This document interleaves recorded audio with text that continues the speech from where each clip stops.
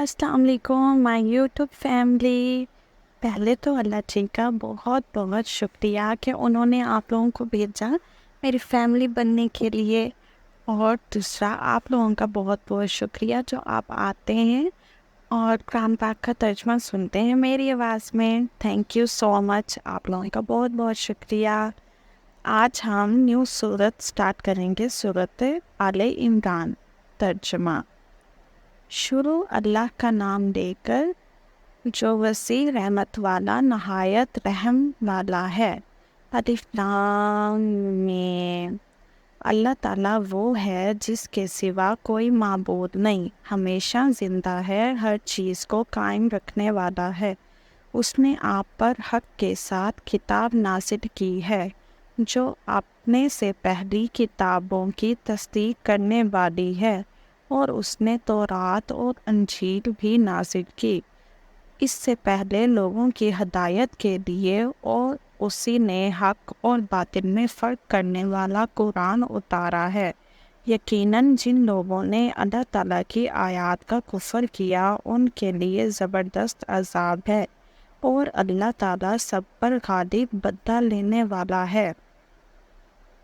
بلا شبہ اللہ تعالیٰ وہ ہے جس سے کچھ بھی چھپا نہیں رہتا، نہ ہی زمین میں اور نہ ہی آسمان میں۔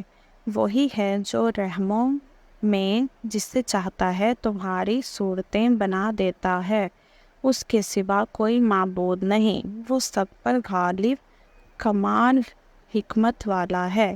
وہی ہے جس نے آپ پر کتاب اتاری جس میں سے بعض محکم آیات ہیں، وہی کتاب کی اصل ہیں، اور کچھ دوسری کئی معنوں میں ملتی جلتی ہیں۔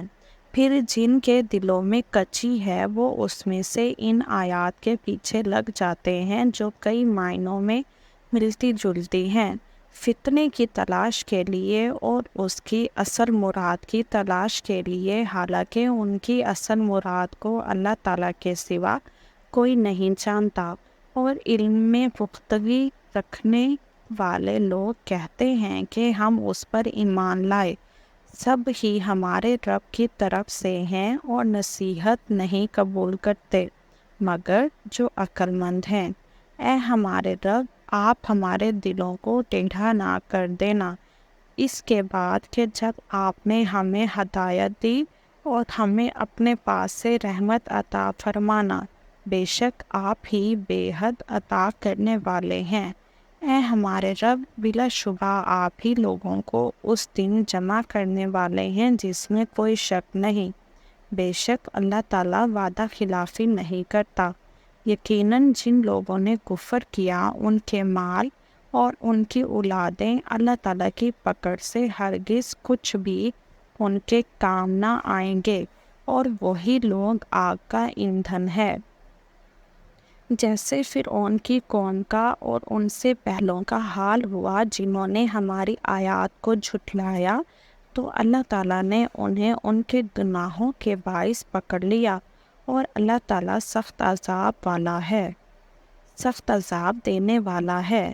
آپ ان لوگوں سے کہہ دو جنہوں نے کفر کیا، ان قریب تم مغلوب کیے جاؤ گے اور جہنم کی طرف اکٹھے کیے جاؤ گے، اور وہ بہت ہی برا ٹھکانہ ہے۔ یقیناً تمہارے لیے ان دو گروہوں میں ایک نشانی تھی جو ایک دوسرے کے مقابلے میں آئے، ایک گروہ اللہ تعالیٰ کی راہ میں لڑ رہا تھا اور دوسرا گروہ کافر تھا۔ وہ کھلی آنکھوں سے انہیں اپنے سے دوگنا دیکھتے تھے، اور اللہ تعالیٰ جس کو چاہتا ہے اپنی مدد سے قوت پہنچاتا ہے۔ بلا شبہ اس میں یقیناً اہل بصیرت کے لیے بڑی عبرت ہے۔ لوگوں کے لیے نفسانی خواہشات کی محبت خوشنما بنا دی گئی، جو عورتیں اور بیٹے اور سونا چاندی کے جمع کیے ہوئے خزانے کو نشان زدہ گھوڑے اور مویشی اور کھیتی، یہ سب دنیا کی زندگی کا سامان ہے، اور اللہ تعالیٰ کے پاس بہت اچھا ٹھکانہ ہے۔ آپ کہہ دیں کیا میں تمہیں ان سب سے بہتر نہ بتاؤں؟ پرہیزگاروں کے لیے ان کے رب کے پاس جنتیں ہیں جن کے نیچے نہریں بہتی ہیں، اس میں وہ ہمیشہ رہنے والے ہیں، اور نہایت پاک صاف بیویاں ہیں، اور اللہ تعالیٰ کی رضامندی ہے، اور اللہ تعالیٰ بندوں کو خوب دیکھنے والا ہے۔